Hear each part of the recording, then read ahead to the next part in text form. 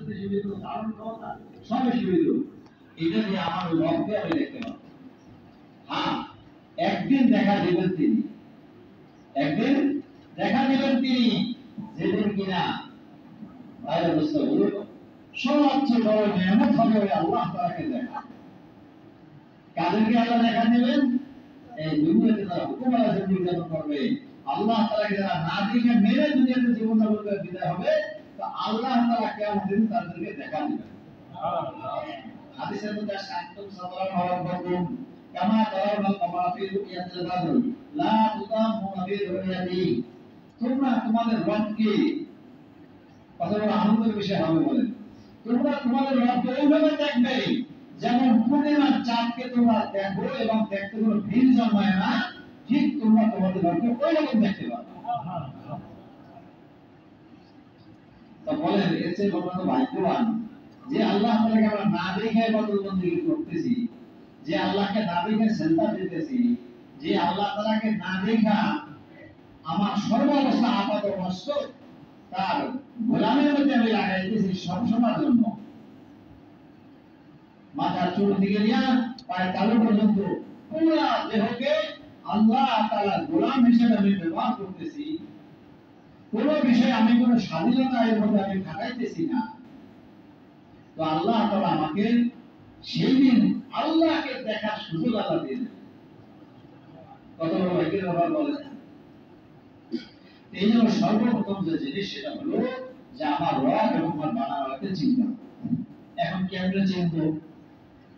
আল্লাহ তাআলাকে চিনতে হবে, আল্লাহ তাআলার নিজাম এবং আল্লাহ তাআলার কুদরতের নিশানা দেখে চিনতে হবে। আল্লাহ কে? আল্লাহ হলেন ওই সত্তা যিনি আমাকে আপনাকে এই যে জমিনের উপর চালাইতেছেন, ওই জমি আল্লাহ তাআলা আপন কুদরতে আমার জন্য বিছানা বানিয়েছেন। আল্লাহ তাআলা হলেন তিনি যিনি আমার এবং আপনার মাথার উপরে আসমানকে ছাদ বানিয়ে রাখছেন। আল্লাহ তাআলা হলেন তিনি যিনি আমার আপনার জন্য বাতাসকে চালাই দিয়েছেন, যেখান থেকে অক্সিজেন গ্রহণ করতেছি। একটা সেকেন্ড আমি আল্লাহ তাআলার এই নিয়ামত ছাড়া দুনিয়াতে থাকতে পারবো না। আল্লাহ তাআলা হলেন ওই সত্তা যিনি আমার এবং আপনার জন্য পানির ব্যবস্থা রাখছেন। ওরা আরাইতু মিন জাল, ওরা আরাইতু মিনাস সামাউকুম ওয়ালাম ফামায়াতিকুম বিমাইন মাইন। হে বান্দা, আমি তুমি যে মিষ্টি পানি পান করো, আমি যদি এই পানির লেয়ারকে অনেক নিচে নামাই দিতাম, মানে রাহুল্লাহ আল্লাহ স্যার কে ছিল তোমার যে তোমার জন্য মিষ্টি পানি আনতে পারে? কে পানির লেয়ারকে উপরে দিতে পারে? বলে আরাইতু মিনাস সামাউকুম ওয়ালাম ফামায়াতিকুম বিমাইন মাইন। কে উঠাবে তোমার জন্য মিষ্টি পানি? অনেক সময় এই যে গরমের কালে যখন পানির লেয়ার নিচে চলে যায়, আমরা অনেক সময় অনেক এলাকার মানুষ টের পাই না। অনেক এলাকাতে এমন দেখা যায় মনে হয় যে 100 চাপ দিলে একদম পানি ভরা যায়। আর সে এমন ভাবে কেউ ঠাসা যায় যে হাতের তেজ ফিটে গেলে নাক মাক ছিঁড়ে ভেঙে যাবে, দাঁত না ভেঙে যাবে, এই পরিমাণ প্রেশার। তো প্রথম ভাই দোস্ত,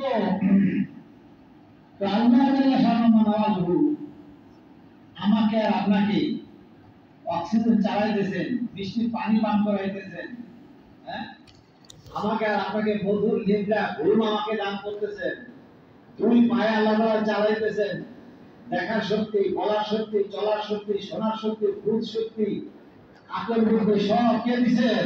আল্লাহ। যে আল্লাহ আমাকে বিবেক দিয়েছেন, ওই আল্লাহ তাআলা কিছু পাগলও বানাইছেন আমাকে শিক্ষা দেওয়ার জন্য। আসলে ওই পাগল না, বরং ও ভাগ্যবান। আমি যদি পাগল মনে করে ঠাট্টা করতেছি, আমি বলে আসল পাগল। আর ওরে তো পাগল বানাইছে আমাদের শিক্ষা দেওয়ার জন্য। এই বান্দা, তুই তো বিবেক বিবেচনাকে করলে খাটাইতেছিস। আল্লাহ কত মানুষকে অন্ধ বানাইছেন আমাকে শিক্ষা দেওয়ার জন্য।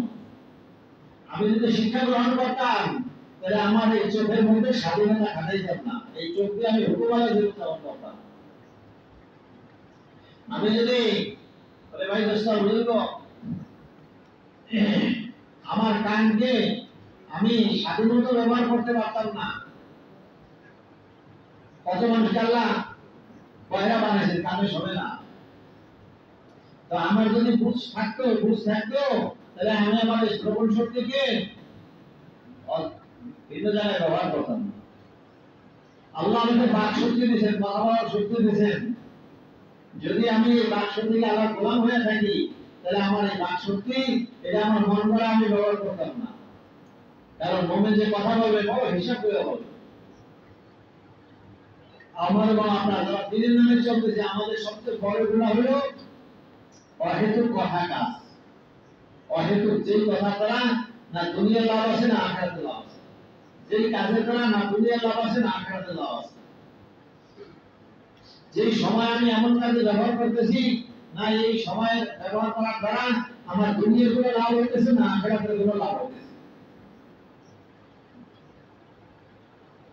এই জন্য কিয়ামতের হায়াত সম্পর্কে জিজ্ঞাসা করবে, সারাটা জীবন কোন কাজে কাটায় আছে, জীবনকাল কোন কাজে কাটায় আছে, সে এর অনুযায়ী কতটুকু আমল করে আছে। তোমাদের ভাই দোস্ত, তো আল্লাহ জাল্লা শাআনহু তার পরিচয় সব জায়গায় রেখে দিয়েছেন। আমার আল্লাহকে চেনার ব্যবস্থা রেখে দিয়েছেন। যেদিকে তাকাই সেদিকে আল্লাহর পরিচয়।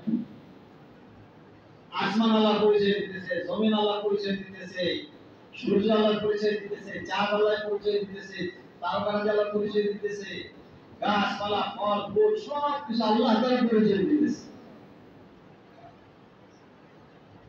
البحر تقدم على البعير فكيف لا تدل السماوات والارض على سميع بصير। আর ওদের পায়খানা দেখে যদি বোঝা যায় এখান থেকে উট অতিক্রম করছে, গরু পায়খানা দেখে যদি বোঝা যায় এখান থেকে একটা গরু গেছে, ছাগলের পায়ের চিহ্ন দেখে যদি বোঝা যায় এখান থেকে ছাগল অতিক্রম হয়েছে। এই বিশাল আসমান আর জমিন আর সবকিছু আল্লাহ তাআলা পরিচয় বহন করে না। এই জন্য ভাই দোস্ত বুজুর্গ, আউয়ালুল ইলমি মারিফাতুল জাব্বার, প্রথম ইলম হলো আল্লাহকে চেনা। আল্লাহকে চেনা, কে আমাকে বানাইছেন, কে আমাকে পালতেছেন, কে আমাকে জীবন জীবন দিয়েছেন। আমার জবান থেকে কথা বের হবে না যদি আল্লাহ বের না করেন। আমার হাত চলবে না যদি আল্লাহ না চালান। আমার পা চলবে না যদি আল্লাহ না চালান। আমার চোখ দেখবে না যদি আল্লাহ না দেখান। আমার জবান বলবে না যদি আল্লাহ না বলান। আমার কান শুনবে না যদি আল্লাহ না শুনান। আমি হায়াতে জীবিত থাকবো না যদি আল্লাহ জীবিত না রাখেন। আমি চলতে পারবো না যদি আল্লাহ না চালান। তো আল্লাহ তাআলা চালান আমাকে, আর কেউ চালায় না। আল্লাহ আমাকে খাওয়াইতেছেন, আর কেউ খাওয়ায় না। রিজিক আল্লাহর জিম্মায়। অবিসমাল রিজকুকুম ওয়া মা তুআদুন। রিজিক আল্লাহ তাআলার জিম্মায়। আল্লাহ রিজিক পৌঁছাইতেছে। শুধু আমার আপনার রিজিক না, সমস্ত মাখলুকের রিজিক আল্লাহ পৌঁছাইতেছে। ওয়া মিন শাইইন লা ইনদানা খাযাইনু ওয়া মা নুনাজ্জিলু ইল্লা বিকাদারিন মা'লুম। সব কিছুর খাজানা আল্লাহর জিম্মায়। কোথায়? আল্লাহ। আর আল্লাহ তাআলা তার খাজানা থেকে পরিমাণ মতো জমিনে নাযিল করেন। ওয়া মা নুনাজ্জিলু ইল্লা বিকাদারিন মা'লুম। وما من دابة في الأرض إلا على الله رزقها ويعلم مستقرها ومستودعها كل في كتاب مبين। জমিনের মধ্যে যত প্রাণী আছে, যত মানব দানব কীট পতঙ্গ পোকা মাকড় হায়াওয়ান জানোয়ার, সমস্ত মাখলুকের রিজিক কার হাতে? আল্লাহ। আল্লাহ পৌঁছে দিচ্ছেন। মুসা আলাইহিস সালাম যখন আল্লাহ পাক হুকুম করলেন ফেরাউনের কাছে যাও, তো নবীরা তো মানুষ, আলাদা কিছু না, আমাদের মধ্যে মানুষ। ইন্নামা আনা বাশারুম মিসলুকুম। নবী যখন বললেন আমি তোমার মতই মানুষই, ওহাই নাই, আমার কাছে ওহী আসে, তোমাদের কাছে ওহী আসে। তো নবী হিসাবে কত বড় সমস্যা। মুসা আলাইহিস সালাম 10 বছরের কামাই সাথে বিভিন্ন পোশাক পয়দা হইতেছিল, রাস্তা অন্ধকার পথ, শীতের রাত, অপরিচিত পথ, ওদিকে নিজ দেশ যেখান থেকে বলে ফেরানে হিসাবে ভাইয়া আসছিল, আবার সেখানে সেদিকে যাইতেছে। এত কঠিন হালাতের মধ্যে এটা মানুষ হিসেবে আসতেই পারে। তো সামনে এক পাথর, গর্তবে সাদা এক পাথর। আল্লাহ তাআলা হুকুম করেন, এ মুসা তুমি এই পাথরটাকে আঘাত করো। ওটা আঘাত করার পরে পাথরটা ভেঙে আরেকটা পাথর বের হলো, বলে ওইটার মধ্যে আঘাত করো, ওইটাও আঘাত করলো, ওইটার মধ্যে থেকে আরেকটা পাথর বের হলো, ওইটা আঘাত করলো, ওইটা ভেঙে গেল, ওই মধ্যে থেকে আরেকটা পাথর বের হলো। এবার তৃতীয় পাথরে আঘাত করার পর ওইটা ফেটে গেল, ওর ভিতরে দেখা যায় ছোট্ট আগুতে বলে দুধ। দুধ মানে হলো এমন এক পোকা যেটা এত নরম যে হাতে ধরা যায়, এত নরম এক পোকা, তার মুখে সবুজ ঘাস। শুধু তাই না, আর ওই পোকারা বলতেছে সুবহানাল্লাহি ইয়ারানি ওয়া ইয়ারিফু মাকানি ওয়া লা ইয়ানসানি। ওই আল্লাহ তাআলার পবিত্রতা ঘোষণা করতেছি যে আল্লাহ তাআলা আমাকে দেখেন, এই তিন পাথরের মধ্যে আমি আল্লাহ দেখা থেকে গায়েব না। ওয়া ইয়ারিফু মাকানি, এবং আমার অবস্থানকে আল্লাহ জানেন। ওয়া লা ইয়ানসানি, আল্লাহ আমাকে ভুলেন না, আল্লাহ আমাকে ভুলেন না। এইজন্য ভাই দোস্ত, ওয়া মিন দাব্বাতিন ফিল আরদি ইল্লা আল্লাহু রিজকুহা। আমার রিজিক আমার কামাইয়ের মধ্যে না, আমার রিজিক আল্লাহ তাআলার হাতে। আমার রিজিক আমার চাকরির মধ্যে না, আমার রিজিক আমার আল্লাহ তাআলার হাতে। আমার কাজ আমার লেখাপড়ার মধ্যে না, আমার কাজ কাম কোনটা আমি করব, কোন পেশা আমি ইখতিয়ার করব, এটা আল্লাহর জিম্মা, এটা আল্লাহর ইলমের মধ্যে আছে। এখন বান্দা নিয়তের কারণে হারামটাও ধরে, হালাল রাখে, কিন্তু আল্লাহ তো জমিনে কোনো হারাম রিজিক নাযিল করেন নাই, হালাল রিজিকে নাযিল করেছেন। কিন্তু বান্দা তার নিয়তের কারণে সে হারাম ইখতিয়ার করতেছে, সে হারাম পথে যাইতেছে। এইজন্য মহতরম ভাই দোস্ত, তো এক নম্বর হলো আমার বানানোটাকে চিনতে হবে। এক নম্বর, কে আমাকে পালতেছেন, কে আমাকে অক্সিজেন দিতেছেন, এই আমরা নিঃশ্বাস নিতেছি, শ্বাস প্রশ্বাস নিতেছি, আমার সারা জীবন এই পর্যন্ত যতটুকু হায়াতে ছিলাম কত টন আমি অক্সিজেন গ্রহণ করছি। এই জন্য আল্লাহ একটা আমল আছে, 5 মানে একটা বিশ্বাসও যেন আল্লাহর জিকির ছাড়া না কাটে, একটা বিশ্বাস যেন আল্লাহর জিকির ছাড়া না কাটে, একটা সাধনার একটা অংশ অধ্যায়। কিন্তু ভাই দোস্ত বুঝবো, তাহলে আমার প্রত্যেকটা নিঃশ্বাস যদি আমি চিন্তা করি আল্লাহ আমার চলার শক্তি আল্লাহ দিয়েছেন, এই পাও ততদিন চলবে যতদিন আল্লাহ চালান। কত এমন শক্তিশালী লোক আছে যাদের ধর্মের মানুষ খাইতে পেত, এখন নিজের মাসুল চালাইতে পারে না। এই হাত কত শক্তিশালী ছিল, এখন এই হাতকে আর এক হাত দিয়ে নড়াচড়া করা লাগে। তো মহতারাম ভাই দোস্ত বুঝবো, তো আল্লাহ জাল্লা শানুহু তিনি আমাদেরকে বানিয়েছেন, তিনি পালতেছেন এবং তিনি রিজিক পৌঁছাইতেছেন, এবং সমস্ত মাখলুকের রিজিক আল্লাহ তাআলার জিম্মায়। কার জিম্মায়? আল্লাহর জিম্মায়। তো আল্লাহ তাআলা রিজিকের জিম্মাদার হয়ে গেছেন। হাদিসের মধ্যে আছে, বান্দা আমি যে জিনিসের জিম্মাদার গ্রহণ করছি তুমি সেই জিনিসটা টানা হেঁচড়া করো না। আমি যে জিনিসের জিম্মাদার গ্রহণ করছি এবং তার সমস্ত মাখলুকের রিজিক আমার জিম্মায়, আর আমি যে জিনিসের জিম্মাদারি গ্রহণ করছি ওইটা নিয়ে তুমি টানা হেঁচড়া করো না। বল তাহলে আমরা কিসের পিছনে দৌড়াই? আসলে আমাদের দাম বাইতেছে খায়ের সাথে। কোন জিনিসে? খায়ের সাথে নফসা।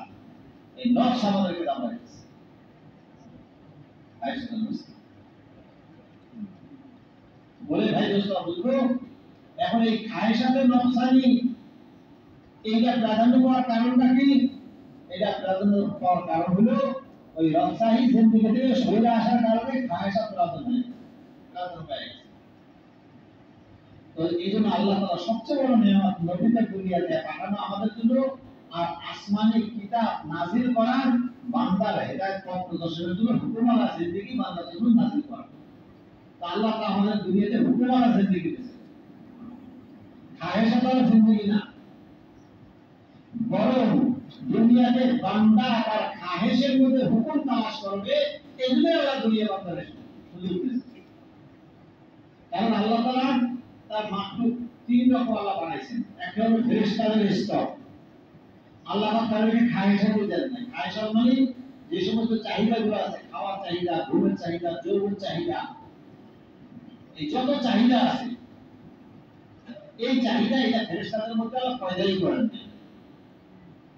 আচ্ছা, আরেকটা হলো হায়াওয়ান আর জানোয়ার আল্লাহ বানাইছেন, যাদেরকে আল্লাহ দিয়েছেন খায়েশাতের জীবন, যাদেরকে আল্লাহ কিনেছেন খায়েশাতের জীবন দিয়েছেন, এদেরকে হুকুমওয়ালা জীবন দেন নাই। কোন হায়াওয়ান জানোয়ার এদের উপরে কোনো হুকুমওয়ালা জিন্দেগি নেই, তাদের জিন্দেগি হলো খায়েশাতওয়ালা জিন্দেগি। এই জন্য গৃহপালিত পশু যেগুলো আছে এগুলো বাদ দিয়া কোন বন্য পশু, পাখি এগুলোকে আটকানো শরীয়তে ঠিক না।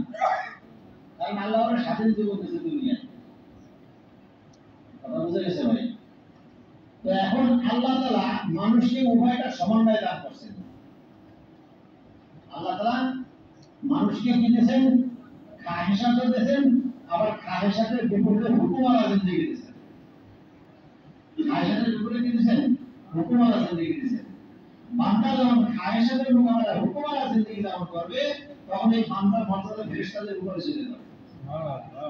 কারণ ফেরেশতাদের তো খাহেশাত নেই, তাদের মধ্যে কোনো চাহিদা নেই। বান্দার মধ্যে চাহিদা তৈরি করছেন আল্লাহ তাআলা, যৌবন চাহিদা তৈরি করছেন। এখন আবার এদিকে চোখের উপর হেফাজতের হুকুম লাগাইছেন, তোমার চোখকে তুমি বাঁচাও, হেফাজত করো। এই চক্ষুর হেফাজত শুধু মানুষের উপর থেকে হেফাজত করলে হবে না। রাস্তাঘাটে কাগজ লাগানো থাকে না ছবি, মহিলাদের ছবি, ওর থেকেও নতুনকে হেফাজত করতে হবে, অন্যান্য তো বাতিল দিলাম। তাইলে আমি এই চোখ দিয়া গোলামি জীবনযাপন করলাম, হুকুমানা জীবনযাপন করলাম। খায়েশাতের মোকাবেলায় এই চোখকে আমি আল্লাহর হুকুমে ব্যবহার করলাম। এবার এই চোখ আমাকে জান্নাতে নিয়ে যাবে। শ্রবণ শক্তি আল্লাহ দিয়েছেন, এই শ্রবণ শক্তিকে খায়েশাত অনুযায়ী ব্যবহার করার জন্য নয়, বরং আল্লাহ তাআলার হুকুম অনুযায়ী ব্যবহার করার জন্য। তাইলে আমার এই কানের শ্রবণ শক্তি এটা আমার জান্নাতে যাওয়ার জরিয়া বানবে। তো যাই হোক, আমার সমস্ত অঙ্গ প্রত্যঙ্গ এইটা হয় আমার জান্নাতে যাওয়ার জরিয়া বানবে অথবা জাহান্নামে যাওয়ার জরিয়া বানবে। এখন এই জন্য ভাই দোস্ত বুঝল, এই যে আমার আপনার দেহ, এটাকে যখন আমি এর চাহিদা অনুযায়ী ব্যবহার করবো তাহলে আমার জন্য ক্ষতি হবে। আর এটা যখন ঘোরাফেরার চাহিদা অনুযায়ী ব্যবহার করবো তাহলে আমার লাভ হবে। এই জন্য হাদিসের মধ্যে আছে, যখন মানুষের ইন্তেকাল হয় তখন শরীর রূহকে বলে, রূহ শরীরকে বলে। উভয়ের মধ্যে যখন বিদায় হয় তখন দেহ, রূহ শরীরকে দেহকে বলে, আল্লাহ তোমার হেফাজত করুন, যেমন তুমি আমার হেফাজত করছো। আবার দেহ রূহকে বলে, আল্লাহ তোমার হেফাজত করো, যেমন তুমি আমার হেফাজত করছো। ইহফাজিল্লাহ ইয়াহফাজুক, তুমি আল্লাহর হুকুমের হেফাজত করো, আল্লাহ তোমার হেফাজত করো। আল্লাহর হুকুমের হেফাজত করো, আল্লাহ তোমার হেফাজত করো। এই জন্য ভাই দোস্ত বন্ধু, নিজের পুরো দেহকে আল্লাহর গোলাম অনুযায়ী, আল্লাহর হুকুম অনুযায়ী হুকুমার জীবন যাপন করার জন্য যে শক্তি দরকার, সেই শক্তির নাম হলো ঈমান। আর এই ঈমান, এইটার জন্য হাতিয়ার হলো দাওয়াত। ঈমান বানানোর হাতিয়ার হলো দাওয়াত। যখন মানুষ দাওয়াত দেয় তো আল্লাহ তাআলা তার দিনের ভিতরে যে জিনিসের দাওয়াতটা করে ঢুকায় দেয়। এটা হলো দাওয়াতের বৈশিষ্ট্য। দাওয়াতের বৈশিষ্ট্য, যে জিনিসের দাওয়াত দিবে ওই জিনিসের একদিন আল্লাহ তার দিলে ঢুকায় দেয়। এক নম্বর হলো আল্লাহ তাকে সমস্ত জাত আর সিফাতগুলো আমাকে বিশ্বাস করতে হবে, কি না হবে যে আল্লাহ আমাকে বানাইছেন, আর কেউ বানায়নি। আল্লাহ আমাকে পালেন, আর কেউ পালে না। আল্লাহ আমার রিজিক দেন, আর কেউ দেয় না। ইজ্জত সম্মান আল্লাহর হাতে, বেইজ্জতি আল্লাহর হাতে। আল্লাহ যদি কারো ইজ্জত দেয় তাহলে কেউ বেইজ্জতি করতে পারবে না।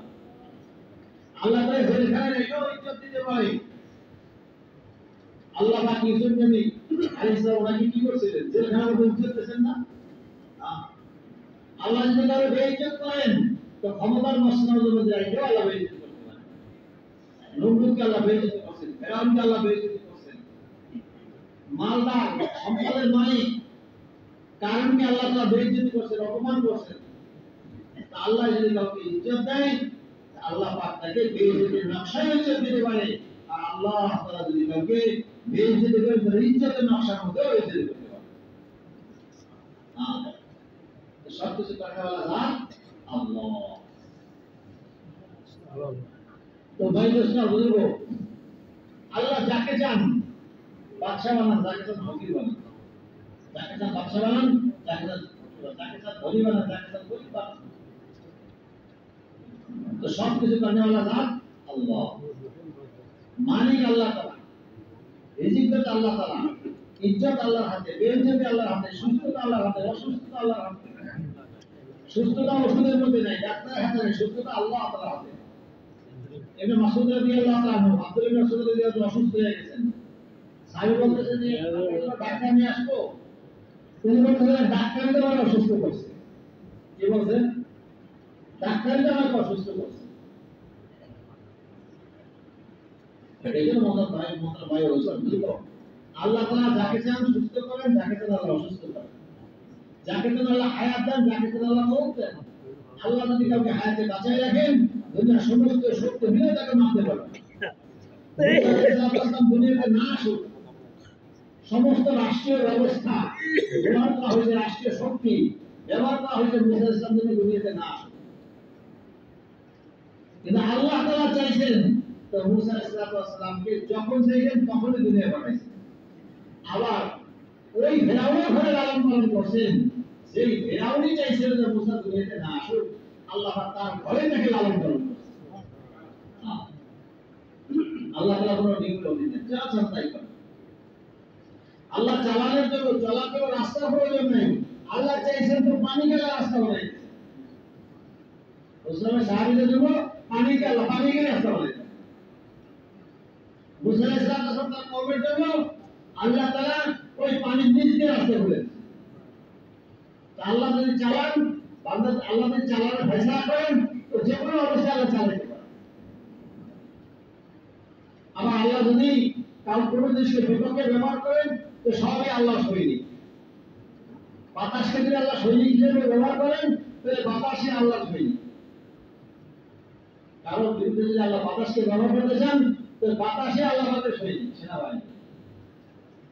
আল্লাহ যদি হুকুম করেন 200 মাইল স্পিডে চলো, কারণ ক্ষমতা আছে বাতাসকে রুখতে পারে। আল্লাহ যদি হুকুম করেন পানিকে 100 ফিট উচ্চতায় চলো, তো কারো ক্ষমতা আছে পানিকে রুখতে পারে। কারণ পানি তো আল্লাহ তাআলার গোলাম। আল্লাহ যদি পানিকে সৈন্য হিসেবে ব্যবহার করে, তো পানি সৈনিক। আল্লাহ যদি বাতাসকে সৈন্য হিসেবে ব্যবহার করে, বাতাস সৈনিক। আসহাবে ফিলের ঘটনা আল্লাহ শুনাইছেন। আলাম তারা কাইফা ফাআলা রাব্বুকা বিআসহাবিল ফিল। তোমরা দেখো না আল্লাহ তাআলা ওই আসহাবে ফিলের সাথে, হস্তি বাহিনীর সাথে আল্লাহ কি করছেন? তোমরা কি দেখো না? ألم تر كيف فعل ربك بأصحاب الفيل ألم يجعل كيدهم في تضليل وأرسل عليهم طيرا أبابيل। আচ্ছা বলেন, ওই হস্তি বাহিনীর বিরুদ্ধে আল্লাহ তাআলা ছোট্ট এক পাখি, আর যার মুখে ছোট্ট ছোট পাথর, বুলি হিসেবে আল্লাহ ব্যবহার করছেন বলে বলি হয়ে গেছে। আল্লাহ সেনাবাহিনী হিসেবে পাখিও ব্যবহার করছেন, তো পাখি সেনাবাহিনী হয়ে গেছে। ওই পাথরকে অস্ত্র হিসেবে ব্যবহার করছেন, তো ছোট্ট ছোট্ট পাথরের টুকরা অস্ত্র হিসেবে ব্যবহার।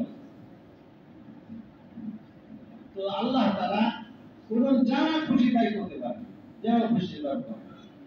আল্লাহ তাআলা চাইছেন তো কারণকে এই সত্য জমির মধ্যে আল্লাহ ভাসাই দিয়েছেন, ডুবে দিয়েছেন।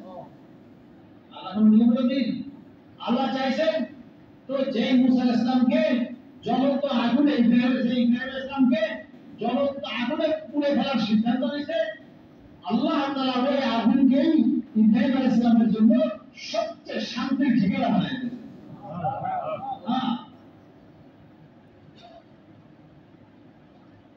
তো ভাই দোস্ত বুঝলো, এই জন্য আল্লাহ তাআলা কোনো নিয়ম দিন না। আল্লাহ চান নাই তো নবীর শক্তি নিয়ে ছুরি চালাইছে, তো ইসমাঈল আলাইহিস সালাম ওনার গলার একটা পশমও থাকে না। নবীর শক্তি এত ধারালো শক্তি। এই ছুরিতে কাটে না, আল্লাহর হুকুমে কাটে। দুনিয়া সব কিছু আল্লাহর হুকুমে চলে, সব কিছু আল্লাহ পাকের নিয়ন্ত্রণ। লা ইলাহা ইল্লাল্লাহ। আর আল্লাহকে কেমনে মানবো? আল্লাহ দয়া করে করতে চান না, নবী বানিয়েছে। যে নবী আল্লাহকে মাইনে দেখায়, ওইভাবে আল্লাহকে মানে। নবীর সুন্নতের মধ্যে হেদায়েত, নবীর সুন্নত মানার মধ্যে হেফাজত, নবীর সুন্নত মানার মধ্যে ইজ্জত। যদি কেউ নবীর সুন্নতকে মহব্বতের সাথে ইখতিয়ার করে, বলে যে নবীর সুন্নতকে মহব্বত করে, সে যেন নবীকেই মহব্বত করবে। আর নবী বলেন যে আমাকে মহব্বত করে, যে আমার সাথে জান্নাতে থাকে। সাহাবীরা সবচেয়ে বেশি কষ্টের মধ্যে ছিলেন এই একটা বিষয় নিয়ে। সেটা হলো, কোন সাহাবী এসে তো বলছেনি, ইয়া রাসূলুল্লাহ, দিনে রাতে যখনই আপনার কথা স্মরণ হয় আর আপনাকে দেখতে না পারি, তো দিনের মধ্যে ছটফট করে, সে ছটফট করে দিই, বেকারাও হয়ে যায়, অস্থির হয়ে যায়। তখন সাথে সাথে দিনে হোক রাতে হোক যখন হোক আইসা আপনাকে এক নজর দেখে চলে যায়। কিন্তু আখিরাতে জান্নাতে যাবেন, আপনি তো নবীর হিসাবে, নবীর মর্যাদায় আপনি আপনার জান্নাতে যাবেন, আমরা আমাদের জান্নাতে যাব। তো হে আল্লাহ রাসূল, আপনারা নাবিকে কেমনে পাবেন? আল্লাহ রাসূল চুপ হয়ে গেলেন, কি জবাব দিবেন? আল্লাহ রাসূল নিজে থেকে কোনো জবাব দিতেন না। আল্লাহর পক্ষ থেকে জিবরিল আলাইহিস মাধ্যমে কিছু না জানান না বলে, আর কিছুক্ষণ পর জিবরিল আলাইহিস সালাম নিয়ে আল্লাহর পক্ষ থেকে ওহী আসছে। জিবরিল ইসলাম এসে বলতেছে, হে আল্লাহ রাসূল, কিয়ামতের দিন প্রত্যেকটা মানুষ যার সাথে যার মহব্বত, তার সাথে তার হাসর।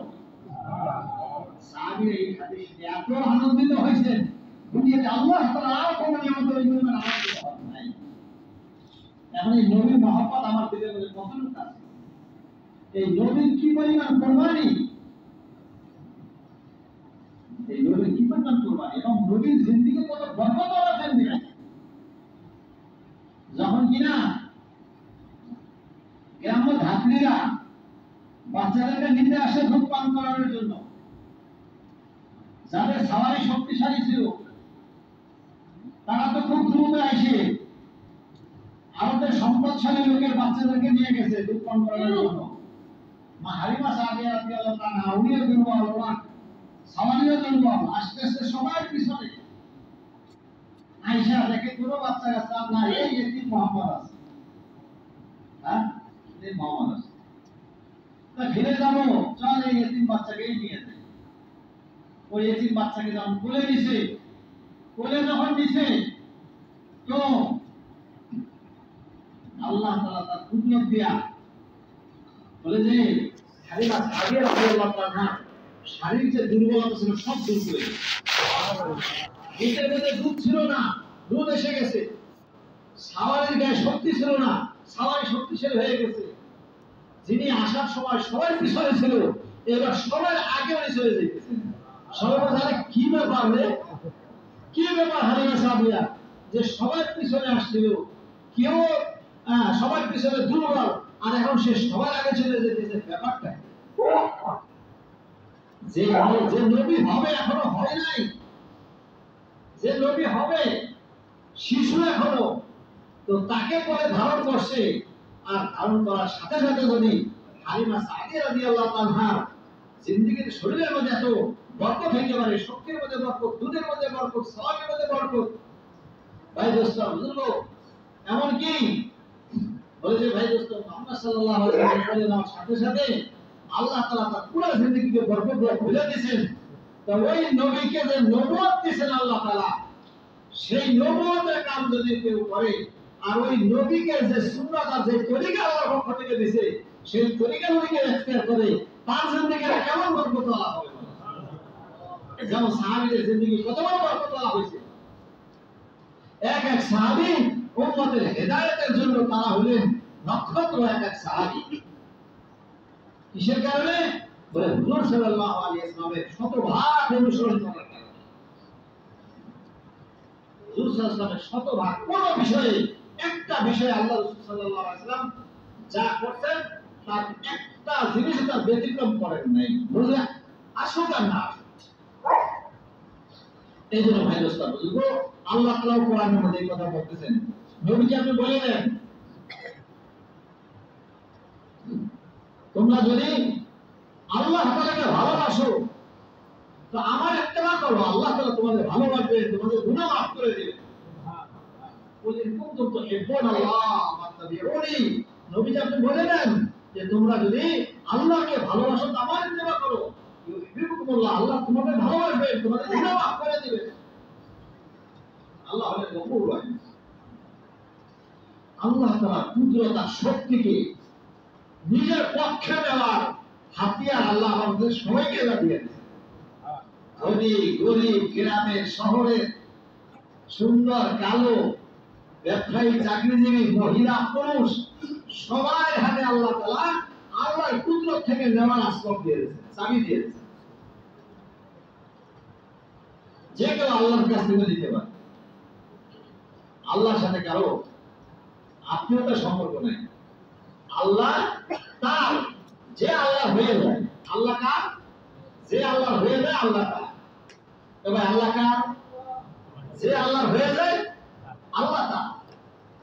আর আমি যদি আমাকে আল্লাহ, আমি যদি আল্লাহ হয়ে যেতে পারি, আল্লাহ যদি আমার বানায় নেয়, টঙ্গীর ময়দানের দোয়া, এই দোয়াটা কত শক্তিশালী আমরা খেয়াল করি অনেক সময়।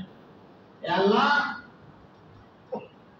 तू अपना बना ले, तू हमें अपना बना ले, अल्लाह तू मेरा हो जा, अल्लाह তুমি আমাদের হয়ে যাও, আল্লাহ আমাদেরকে তোমার বানায়। এই দোয়া আমরা শুনছি না? তো এই দোয়া আমরা শুনিনি কোন বাজানে? আল্লাহ তুমি আমাদের হয়ে যাও, আল্লাহ তোমাদের আমাদেরকে তোমার বানায়। তো সাহাবীরা এরকমই হয়েছিলেন, সাহাবীরা আল্লাহর হয়ে গেছিলেন, আল্লাহ তাদেরকে নিজের বানায় দিয়েছেন। এরা আমার বান্দা, এরা আমার কি বান্দা। এবং কেমন বান্দা? বলে এমন বান্দা আমিনু কামা আমানান নাস, এই লোকগুলোর মতো তোমরা ঈমানদার হও। আল্লাহ কেমন বান্দা হয়েছিল বলেন? আমিনু কামা আমানান নাস। আর মুনাফিকরা কাফেররা কি বলতো? আমিনু কামা আমানাস সুবহা, আমরা এই আহমদুল্লাহর কথা আমরা ঈমান আনবো, এরা বলতো। আর এখন এই জামানায় যেসব মুসলমানেরা বলে, সেই জামানাকে, সাহাবীদের জামানাকে, স্বর্ণযুগকে তারা কি বলে? তারা বলে এটা হলো নাউজুবিল্লাহ মূর্খতার যুগ, আর এখন হলো কিসের উন্নত যুগ, প্রযুক্তির যুগ। ভাই দোস্ত, দুনিয়া যত পদ্ধতি আছে সমস্ত পদ্ধতির পরিবর্তন হয়, কিন্তু মুহাম্মদ সাল্লাল্লাহু আলাইহি ওয়াসাল্লামকে আল্লাহ তাআলা যে তরিকার পদ্ধতিতে বানিয়েছেন এর কোনো পরিবর্তন নাই। সেই 1500 বছর আগে, 1400 বছর আগে যেই বিনামূল্যে কামিয়াবির সফলতা ছিল, এখন ওই বিনামূল্যে কামিয়াবির সফলতা ওই অপরিবর্তিত, এর মধ্যে কোনো পরিবর্তন নাই। কিয়ামত পর্যন্ত আনেওয়ালা সমস্ত মানুষের সফলতার কামিয়াবি ওই দিন মানার মধ্যে, ওই দিনে কোনো পরিবর্তন নাই, পরিবর্তন হবে না। বলেন 20 বছর 30 বছর আগে যে সমস্ত প্রকৌশলীরা ছিল, প্রকৌশলী ইঞ্জিনিয়াররা ছিল, তাদের কোনো থিওরি এখন চলে, একটাও চলে। সে নিজের পরিচয় দেওয়া লাগে, আমি একজন ইঞ্জিনিয়ার, তারা কেউ জেনে না। কথা বুঝছেন? তার মানে দুনিয়া এরকমই। ওই আপনাকে যখন ব্যবহার করছে তখন আপনি ব্যবহার হয়েছেন, এখন আপনি বাতিল। এখন নতুন নতুন তো আসতেছে, নতুন নতুন ডিজাইন, নতুন নতুন সব।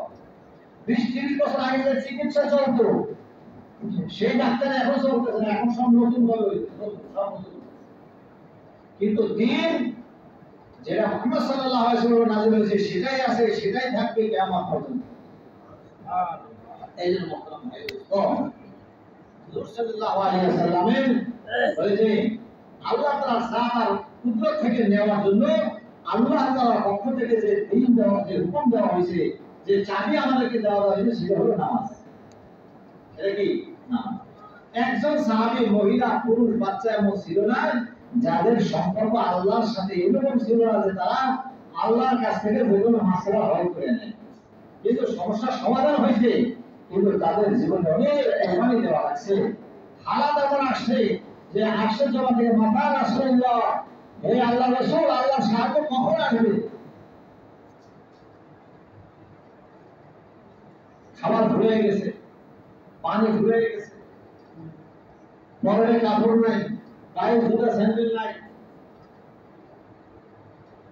এক কঠিন অবস্থা। এরকম হালতের মধ্যে সাহাবীরা চলতে চলতে সব কিছু লাগাইতে যখন সাহাবীদের সামনে আখিরাতের বাস্তবতা আসছে আর দুনিয়া যে বেদানি এই জিনিস যখন সাহাবীদের দিলের মধ্যে 100 ভাগ এসে গেছে, এইবার তাদের কাছে বলে রূপ পারস্যের স্বর্ণের মুকুট তাদের সামনে এমন ছিল যে ওই মদিনা মসজিদের সামনে ঘুরে থাকতো, যাওয়ার সময় লাথি মারতো, আসার সময় লাথি মারতো। এদের কোনো মূল্য, ওই সোনার কোনো মূল্য তাদের দিলের মধ্যে ছিল, দুনিয়ার কোনো মহব্বত তাদের দিলের মধ্যে ছিল না। তাদের কাছে মাটি আর সোনা এক বরাবর ছিল। কিন্তু আল্লাহর দিনের ব্যাপারে সামান্যতম কমি বরদাস্ত করতে পারবে না।